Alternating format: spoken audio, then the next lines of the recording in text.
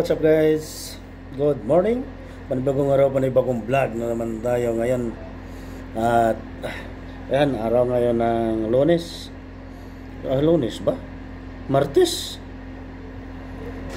Pizza 20. Pizza 20. So panibagong buhay na naman tayo guys. Maraming salamat sa ating Panginoon na binigyan tayo ng buhay ngayon araw. At andito na ako ngayon sa aking munting kwarto. So sa hindi pa natin umpisan, magpapasalamat ako sa aking mga supporters, mga umalalay sa akin. Anbangs Vlog, Mother Earth, maraming salamat sa inyo. At ni Ma'am Lentik, salamat. So guys, panoorin ninyo ang mga kaganapan sa hindi pa ako nakarating dito. Maraming salamat. Yun guys, oras ng alas 4 ng madaling araw at nagising na ako. Yan. Muni-muni muna. Maaga pa. Ganyan talaga ako pag magising na alas 4, minsan alas 3:30. Ganyan. At ang sarap pang hindi bumangon guys. Kaso may obligasyon tayo sa buhay natin. Kailangan tayong bumangon at mag-asikaso na.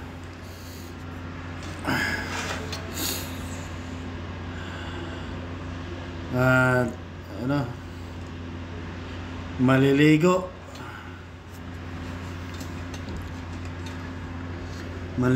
tapos magsalang muna ako ng magsalang muna ako ng sinaing sa rice cooker bago maligo. So guys, tambay lang muna at ako'y maliligo muna. Dito lang muna kayo.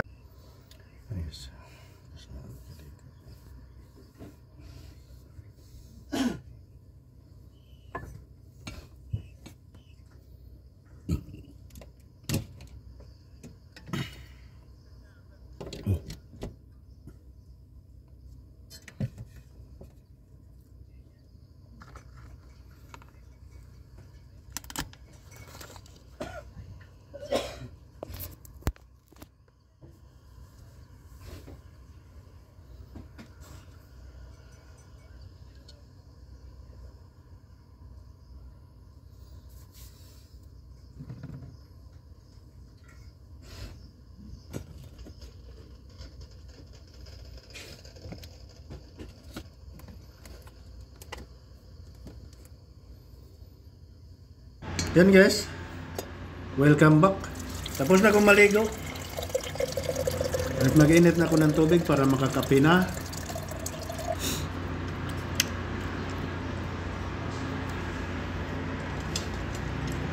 Kailangan tayong magkainom ng init na tubig kasi malamig eh.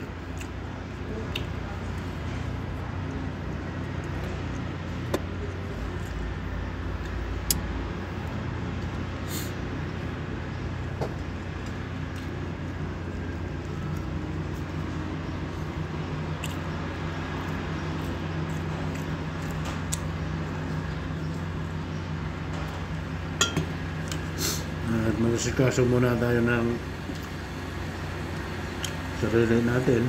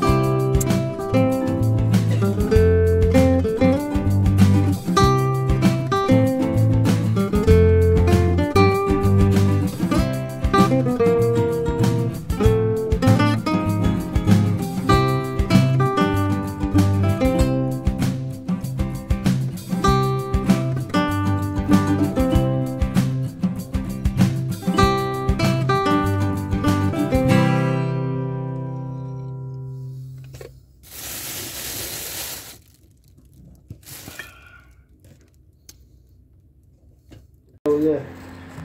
Si Litoy. Ngayon pupunta na sila opisina. Oh, pupunta daw sila. Pizza Gis daw yung flight. May ano na, Meron na siguro. ang layo pa. Kumuha siya ng 2 kanina.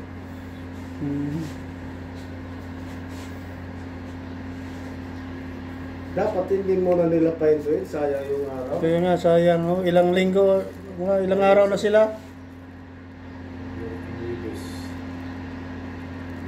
Huwebes ba yun? Lunes yata o... Merkulis? Merkulis yata. Merkulis sila naghinto. Merkulis o Martes? 28 yata si Purman kaya hindi pumasok. 28. 28. O, 30. Pagka-ono. Ano pizza na ngayon? Size natin ngayon eh. Sayang. 500 billion. Sayang na. Baka ako, bago yung isip ko eh. Parang ayaw ko na umuwi. Parang sa December na ako eh. Oo. Andayan na lang kailan pa uwiin. Oo. Kasi magpapauwi talaga to. Oo. Kaya, sinabi ko sabihin ko mamaya. Natandaan mo dati na pag-abot ng 3 taon, dandahan ang pinapauwi ang mga tao kasi magbabayad sila ng magbabayad sila ng overstaying. Oo. Pauwiin ka talaga. Kasi mag-ano na ako, 2 years and 6 months na. Nag 2 years. Ano na ako? 4 months. 4 months na. O matapos tong Mayo, 5 months na. Ay, December ako eh, December. Mayo na ngayon, ano? Oo, Mayo na. 6 months na. Kasi December ako eh. December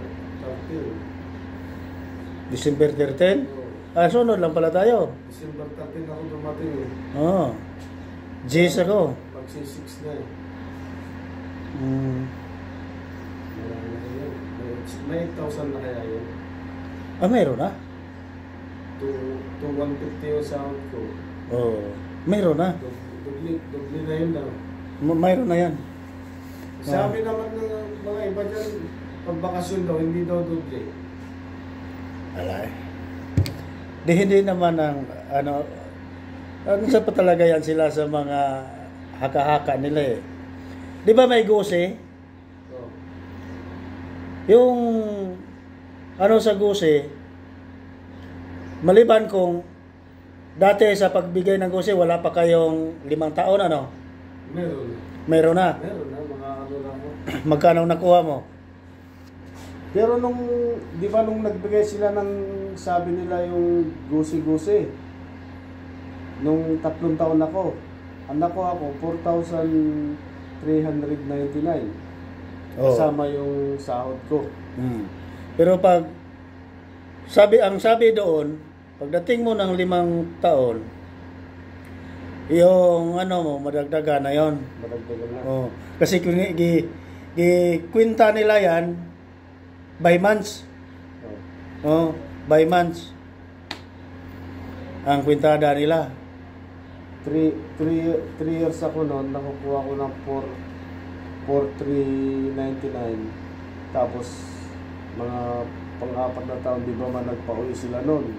Nakakuha rin ako ng 4,000, kasama yung sahod ko, 4,000. Kasi nung pagbigayan 4,167. Hindi ko nakakalimutan yun eh. Kaya yung sahod, ewan ko kung kasama yung sahod nung nagbigay sila ng pera sa tagerya. Hindi yung kasama. Hindi kasama. Sahod. Hindi yung kasama sahod ang Kasi iba yun eh, may pinirmahan ka doon eh. 4,399 plus yung nakuha ko nung umuwi ako, 4,167. Mahigit mahigit 8,000. Yung 4 na taon ko. Kasi eksakto 4 na taon ko nung nagpa-uwi sila eh. Oo. Tama. Eksakto. Kasi ang nakuha ko noon. Wala pa akong 5 taon noon. 4 na taon pa lang ako noon. 4 na taon pa lang. Oo. Ngayon, naglima ka na. Lagpas na. Lagpas na, size na, mag-city na Oo. ako sa July. Di malaki na ang ano mo ngayon sa Gusi. Gusi ang ano eh. Ang magpapalaki. Gusi ang gibasihan nila sa Gusi o service award yun? sa Gusi yon. Gusi. Ganon din yon. Gusi ang binasihan nila sa ano. Kung magkano ang ano, ngayon lang talaga makukuha mo. Kasi Babalik pa ako kahit mga 1 taon kasi gusto ko makultid yung SS ko kasi. Nagbayad ka dito? Hindi, din sa Pilipinas nagbabayad. Ang representative ko nagbabayad yung asawa ko. Mas maganda Kulang pa talaga. Kasi ako ng mga 3 taon. Kaya kinausap yung asawa ko kung anong gagawin niya kasi baka daw itong huli na ito hindi na babalik yung asawa ko, sabi niya. Pwede ko na daw ikas. Pwede na. Next year. Ilang taon na? Mga 87 yata. 87 months. 87 months? Oo. So, mga 3 taon.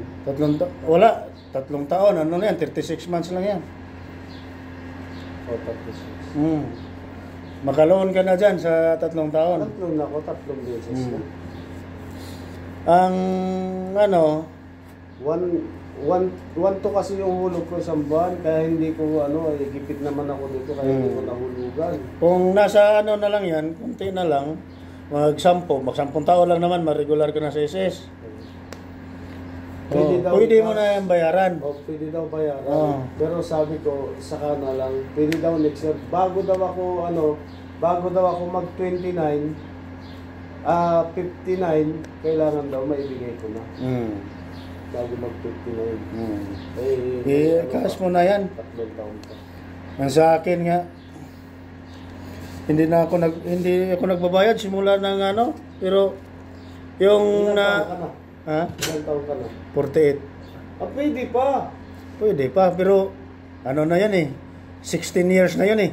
Kahit na, pwede daw. Nakailang buwan ka? 16 years nga. Hindi, nakailang buwan kang naghuhulog? 16 years. 16 years? Oo. Pero ilang buwan na? Ilang month? Ang? Ilang months? Kasi binibilang months eh, 120 months eh. Sobra na 100. Ang 10 years, 120 months. Sobra na. Mga 16 years na nga yung SS ko eh. Naiwan ko doon, 16 years. 16 years? Pwede ka na pala hindi maghulog. Hulugan ko yun. Pero kasi pwede mo gawing malaki ng konti. Magkano hulog mo? Nung dati, konti-konti lang naman kasi kumpanya ang naghulog eh. May 6,000 ang bracket. Hanggang nag 7,000 ang bracket. Noon, naiwan ko na, 2013. Pwede mong gawing pwede mo tuloy-tuloy, sayang yun. Tuloy ko nga. I-inquire ko dito sa may utang pa nga ako doon eh. May utang din ako, pero sabi naman daw, wala daw problema. Basta, pag pinolpid mo, doon mo na ibibigay yung inutang mo, sabi daw. Paano di malaki ng tubo? Sabi, hindi daw malaki. Hindi, kung sabi nung nakausap ko nga sa SS, sabi niya, i-timing mo kung may amnesty. Magbayad ka, i-timing mo kung may amnesty kasi 21,000 ang ang utang ko. Ako 10,000 lang. 21,000 na. Sabi na, i-timing mo pag may amnesty para wala ang interest. Yung principal lang ang babayaran mo. Hindi, wala naman daw problema kasi pag kahit tubuan mo daw yun, doon din papasok doon papasok sa iyo. Daw nila. Sa doon din papasok sa pera mo. Kaya mas maganda daw pag halimbawa umuutang-utang ka na ganyan, mas lalong lumalaki daw. Kaya ang interest kaya doon din eh. Yun ang purpose ko, babalik pa ako kahit 1 taon para mapulpit ko. Sayang eh. Huwag mo Kaya muna. hindi ko inilansam nung gusto ko na ilansam nung bagong dating ako dito. Andito na nga tayo. Hindi na tayo uuwi pag ano. Oo, hindi na. Nagbago na yung isip Oo. ko. Kasi ganun pa rin, babalik. Hassle. Sayang ang mga araw nga nagbiyahe ka tapos magastos ka pa. Yung sinabi yung anak ko na kung kaya mo, di wag ka muna umuwi, sabay na tayo pag-uwi natin, sabi niya. Maliban lang kung may importante tayong gagawin doon sa atin. Ako nga, nakadesisyon ako eh. Bakit ngayon pa ako uuwi? Nga, wala na akong gastusan. Baka, pag hindi ako umuwi, baka itong September, baka i-pulpit ko na. O, pulpit mo na yung isis mo para libre na. Kaano ko pa lang yung itin kasi. Pero isinanla ko ulit kasi wala akong allowance eh. Ang allowance lang eh. Ako nga. Kaya itong sahod nito, kunin ko rin. Yung nakaraang mga taon, grabe yung gipit ko noon kasi sa estudyante. Yung bagong dating ako dito, pala kabi-kabi lang kaya utang ko. Buti na may dati sinanla ko pa kayo dito, nandun na sa Riyadh, pero may ano siya dito. Sinanla ko dati 3,000. Pero nandito yung pinagbibigyan siya. Kaya naisip-isip ko ba, laging nagyayaan na uwi. Eh bakit ako uwi? Bakit ako sasabay sa kanila? Hindi naman kami parehas ng sitwasyon. Naisip-isip ko, ngayon lang ako nakaluwag-luwag sa gastusan kasi tapos ng mga anak ko. Paano ako makaipon kung uuwi ako? Ganon pa rin. Wala pa rin mangyayari sa buhay ko kung ano? Buti nga, hindi ako nakasabay ng forma. Sabi niya, may kasama ko pag sabi nung tinawag ako doon, tinignan niya yung kama ko. 25 days na lang natira. Sabi, hindi daw pwede kasi re-review pa daw. Ayun, Are, pwede yun. Kaya, kung padalos-dalos yung magdesisyon kasi. Ngayon, nagbago yung isip ko. Oo. Sana. Yung hanap buhay natin, hindi talaga Hindi yun gaya-gaya eh. Yun. Halimbawa, umuwi ka. Mayroon kang 15,000 na gala. Pagdating mo dun, wala na yun. Walang kwenta. Isipin mo nga lang, yung umuwi ako dati, noong 2023 nung nagbakasyon, yung pagbakasyon, yung 10,000 ko, isang gabi lang. Paglabas mo, palit mo yung rintana. Pagdating mo dun sa wala na. Siyempre, alam na, pupunta yung kapatid mo. Alangan man kung hindi ka magbibigay doon. Kaya, naisip ko, magantay na lang ako. Yaya sila na yaya. Magantay na lang ako. Hindi naman tayo parehas ng status sa buhay. Ako, ngayon lang ako nakaluwag-luwag sa mga gastusan. Paano ako makaipon kung uuwi? Imbes wala na akong Kaya tinigil uuwi pa ako. Tinigil ko na yung utang ko kay Karen. Total, meron naman sa labas. Meron dyan mga gulay. Sige. Sige.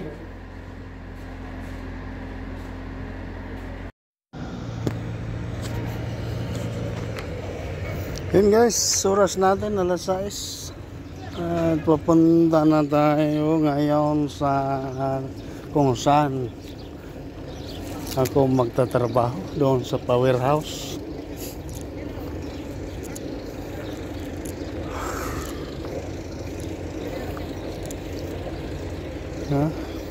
Mainit na ang araw guys, umaga pa lang.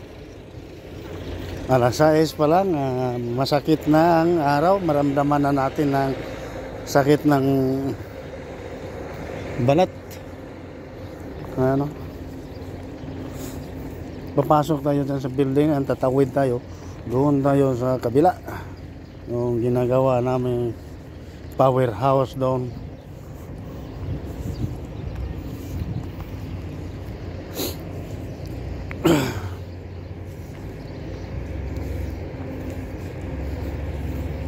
Baka bukas lilipat na kami kaya mamaya tapos na yan. buhos na lang.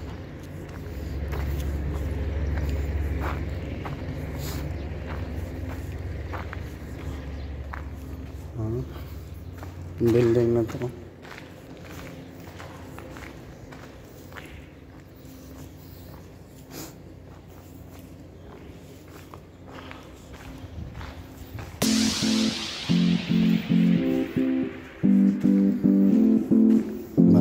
Malawak rin tong building na to, guys. Dito kami daraan, tatapos kami dito. What's up, guys?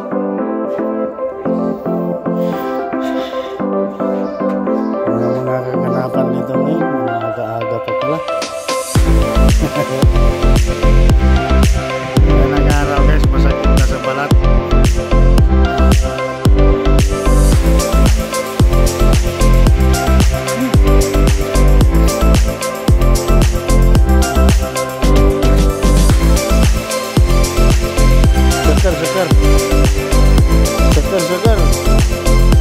Sakar sound, sakar.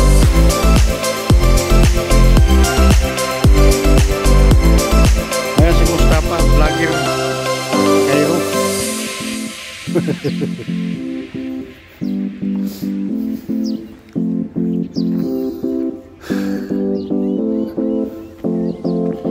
At ang lugar dito, napakalawak, guys.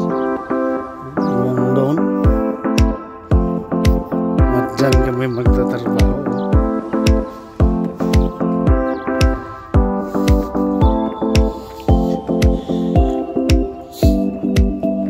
Ang dami na tayong building. Trata na lang tayo dito sa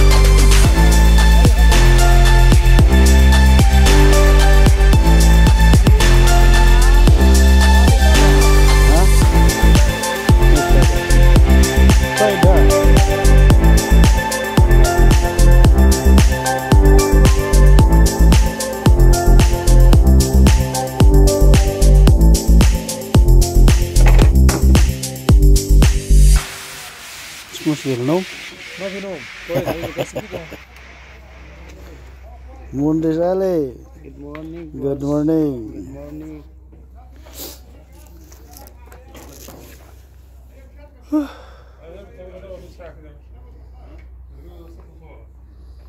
Guys, abang-abang sa mga kaganapan. Nito na tayo.